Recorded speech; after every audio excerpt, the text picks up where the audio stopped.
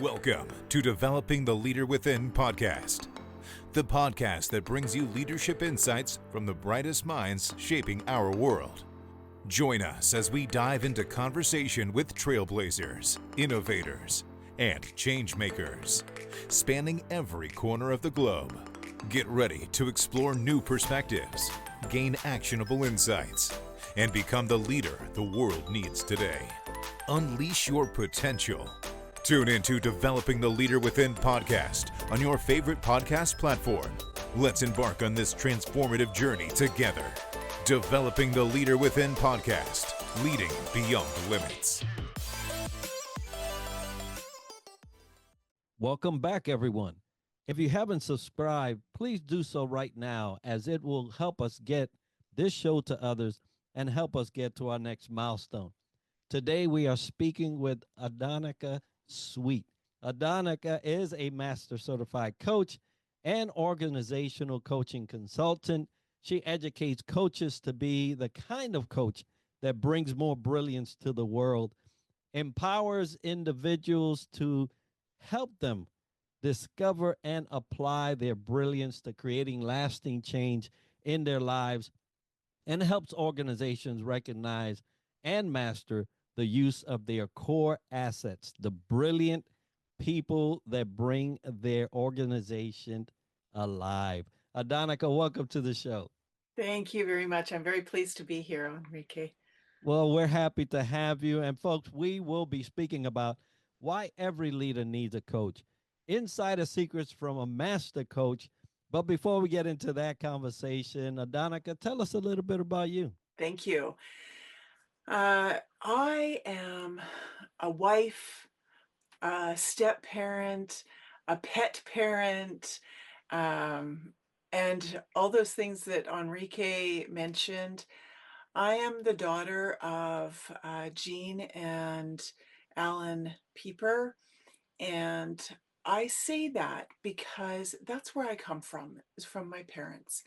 I am a white settler visitor from another land on the lands of the Insilkshan speaking peoples in British Columbia, in the interior of British Columbia.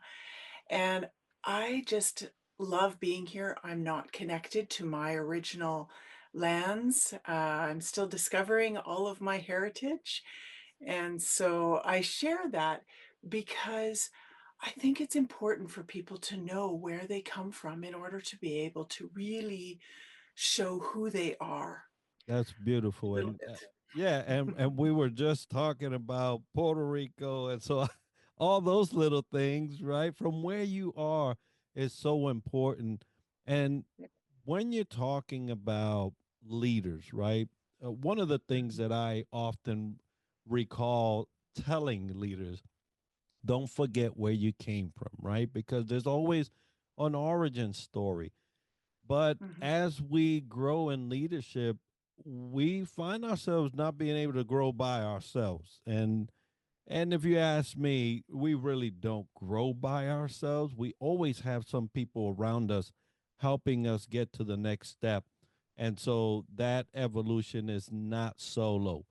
But why do you believe coaching is no longer an option, but essential for today's leaders, especially in an environment of constant change and complexity? You know, it's interesting because um, a lot of leaders think they can do it all on their own. And there's been a misconception about coaching over the years that it's performance-based. And while it's all about us creating the best performing person that we can be, it's not about that improvement piece that is like performance improvement, performance management. It's no longer about that. And it hasn't really ever been about that, but that's how a lot of organizations have taken coaching. And so there is that misconception that's out there. Coaching is essential for leaders, for them to be able to connect with who they are, really tap into their strengths, the assets that they bring, the resources that they can provide from within to their teams, to the organization, so that their teams and the organizations get the results that they are really looking for. And a coach can really support the leader to define who they are a little bit more, create that safe space for them to really kind of bounce ideas off of, become that sounding board, and to also really look at defining what it is that they want to achieve, whether that's for themselves, their team, or the organization as a whole, or all of those pieces. Because we're not alone in this. What we do working on ourselves impacts our teams, and that ultimately impacts the organizations. So it's all those things that coaches can become aware of in coaching, or sorry, that leaders can become aware of in coaching, that really supports them to be the best leader that they can be, to utilize their team to get those results that they're looking for. Yeah, absolutely. And as you were talking, I recall the many times we were able to share with each other in a coaching setting. And folks, I'm talking about coaches learning how to be coaches and better coaches and refine themselves as solid coaches. We have to be coached. And one of those areas of defining moments have been in those settings where, as a leader, you're getting coached, you're going through these scheduled things that we kind of get together to do, Yeah. but the practice of diving deeper Yeah. is so critical for leaders because there are some things that affect us on the surface, but we have to be really mindful that we can't see it all, right? And talking about not being able to see it all, what are the most common leadership blind spots you encounter when coaching executives, and how can a coach or how can coaching relationship help address them? True transformation happens when people look deep. And um, one of the blind spots I would say that I see leaders is they're not seeing their full impact on others. And so when they don't see that, or they only see it at a surface level, they're creating a ripple effect that they don't even realize that they're creating. And so they might see a conflict on their team. And when I say conflict, I don't mean some deep-rooted conflict, but they might see a little upset in the team. And what they may not realize is that they've kind of been the impetus for that. And through the discussions, through the coaching, through the self-reflection that is needed in between the coaching sessions. I often say 90% of the coaching happens between the sessions, because they're starting that deeper rooted process and starting to look at things. And when they're willing to do that, then that's when they can start to see, oh, maybe I wasn't as clear around my expectations. And now those two are having a role confusion.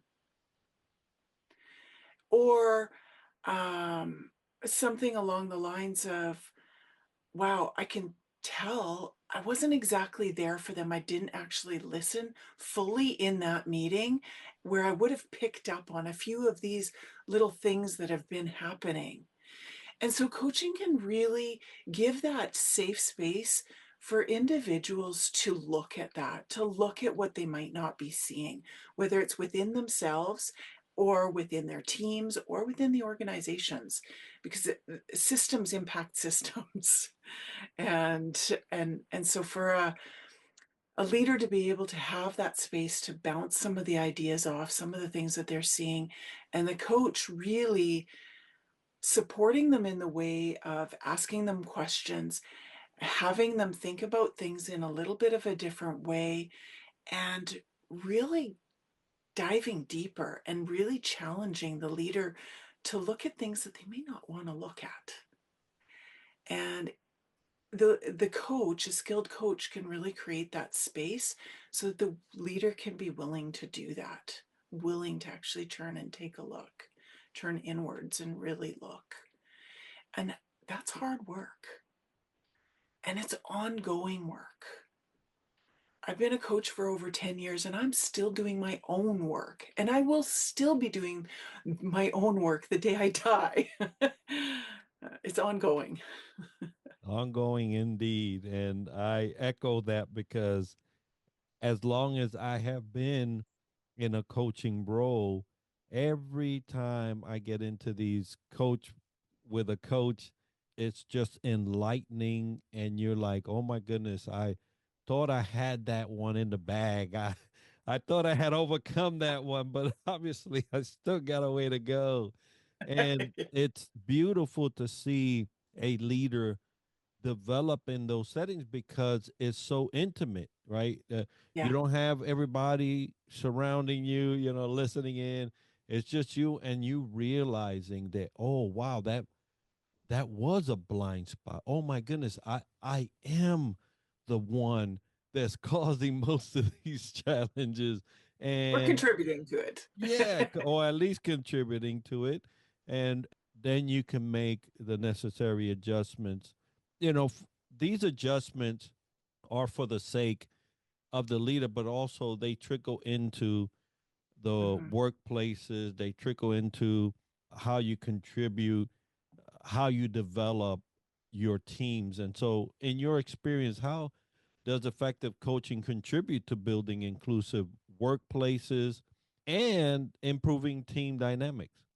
When someone takes a look at themselves and starts to really see and embrace who they are, they can learn to have a healthy relationship with confidence, a healthy relationship with vulnerability, and start to encourage that in their teams and in their organizations, which allows people to start to be able to have those deep conversations in teams and share things that, hey, I don't know that this is actually going to work.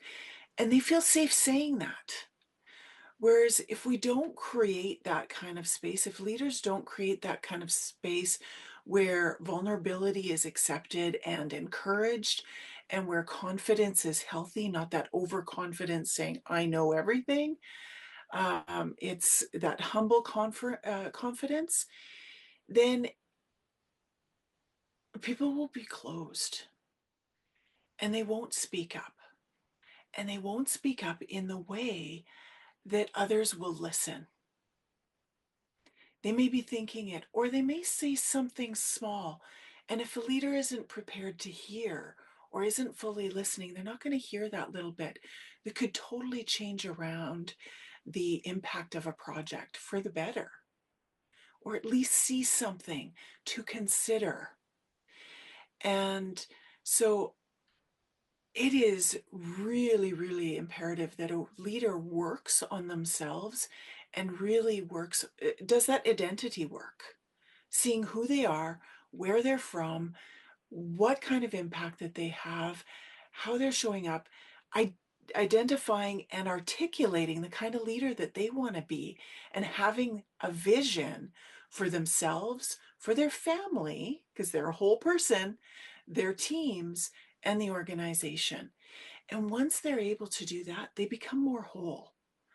And when people are more whole, they've cultivated that safety from within, as well as their own personal belonging and connection with themselves, which has them be a safe space for individuals who are around them. And that's a powerful place to be as a leader. I can't tell you that I can describe a better leader than the leader that knows themselves, that is whole, right? Mhm. Holistically sound and able to address anything that comes up.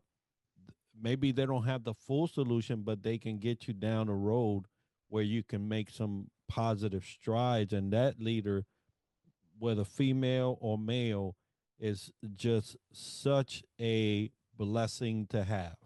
And yeah, I could see that being a very impactful thing for everybody around that person. Yeah. And one of the things that I think when somebody becomes whole and sees themselves in that way of being complete, they're not going to question whether or not to take time out for their family or go to work. They're not going to, I mean, there might be the odd exception, but they're not going to give up their meals. They're not going to give up their breaks. They're not going to stop drinking water when they've got all this work that's piling up on them. A leader and author, an Indigenous leader and author in our area, Elaine Alec, she said in a recording that I was watching before I went into some training with her, she said, when did basic needs become self-care? And I see time and time again leaders giving up their lunches, giving up their breaks, not going home at a reasonable hour just to get the work done. Yes, the work is important, but that's not all of who leaders are. And organizations make that the norm. And when we take a step back and we look at what do we need as human beings, we're human beings, first of all, not leaders. And what do we need? What are our basic needs? Our basic needs are safety, which includes having water, food, sleeping. We need belonging. So we need to be a part of something, and we need connection, and our family and communities are a part of that along with our work environment. So we really need to look at that and how we're setting up organizations essentially to fail when people aren't taking care of themselves. And And it's imagine that you was hired to be a leader, and then now you're leading people down the drain. So it, I don't think that was the whole purpose of your hire. But and it's important to understand the ramifications, the consequences of not having a holistic view for yourself as a leader, because that will trickle. You believe me, you will start to demand the same thing you doing of your people. yeah, And that's definitely not the way to do it. So you spoke about conflict earlier, right? Although being yeah. small, maybe not so big. But what role does conflict management coaching play in shaping stronger, more resilient leaders? And how can leaders proactively develop this skill? Yeah, so I've been a conflict coach for since 2016. I was trained as a conflict coach. So I had the opportunity to coach individuals who were involved in conflict uh, and and they wanted to work it out. And so in my work with them, one of the very first things in the space that I created is an opportunity for them to share what is going on. What is it that's happening for them? What are the things that they're realizing about themselves? And I have seen that conflict comes from usually one of three things. It's either a need not being met, a value being compromised, or an identity being brought into question. So a need not being met, well, I need someone to just hear me. I need to feel heard. They're not listening to me. You know, those are the kinds of things that I hear when there's a need not being met. Then with identity, I mentioned identity. The identity pieces, they were disrespectful to me, and now I'm even wondering if I'm a good leader, or are telling me that I'm not a good leader. And I've always seen myself as a good leader, and I've received feedback that I'm a good leader. But now this person is really questioning that. And a values conflict. I'll often ask, what does respect mean to you? Because some people say, I just want to be respected. And so I'll say, what does respect mean to you? And uh, and so they'll say one thing, and I may ask them, and what does respect mean to the other person? When they're willing to look at that, and that's not right away. And I have had, I take them through a process where they look at themselves first, and then they look at where the other person may be coming from if they're ready to do that. And I've had time and time again where individuals have said to me, wow, I had no idea that we were so different in our values. And now I see how we can actually work together and have that be a strength. And it just brings warm fuzzies up my spine every time I hear that, because it's them seeing themselves clearer and opening the door to see and learn how to see even further the other person. That aha is really Yeah, what we love. it Right? We is. love to see that as coaches. We love to see that brought out from within the person, because no one can replace that. No, I can't imitate that. I can't produce that for them. They No. have to produce it for themselves. And there's a lot of people that still today, for one reason or another, they say, "Oh no, no, I don't need a coach. Oh no, that's too much money," or whatever it may be, that the excuse I would say, or the reason for them not to seek coaching, is that they're avoiding themselves from that moment that we get to see that is Yeah. actually happening. And so for leaders that may be hesitant to seek coaching, what misconceptions do you encounter most often, and how do you break down those barriers to show its value? What I've seen most often is that they come into coaching thinking that something's broken. And while they may be struggling with something, I have never seen the the person that I'm coaching as someone who is broken. I will support them to see who they are. So self-awareness is a huge part of coaching. They become more self-aware and see that they're not broken. They start to build on the strengths that they have and see those strengths. The more that we can acknowledge individuals for their strengths, the more that we give them the access to actually using those strengths. So when I have people come in and they're like, I don't know if I should be in coaching, because often in the conflict coaching that we were just talking about, people came in thinking that they were kind of voluntold, right? It's a voluntary process to be in coaching, but they really didn't see any way around it. And I said, okay, well, you're here. How do we want to work together to make the best use of this? So even if you come in and you're thinking that, oh, somebody's referring me to coaching because they think that I'm broken, if that's true, let's see what we can work together on. However, more and more and more and more, it's not about being broken. It's not about something needing to be fixed. It's about bringing out your best assets from within so that you can show up and be your best. And so that is the piece that I would say for leaders looking to even considering coaching, is to ask themselves, how do I want to transform? What do I want to see differently about myself?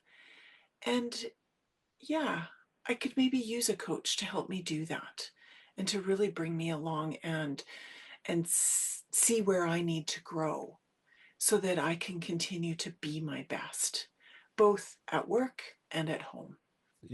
For those of you listening that may be in this position, I'm not sure if a coach is a thing for me.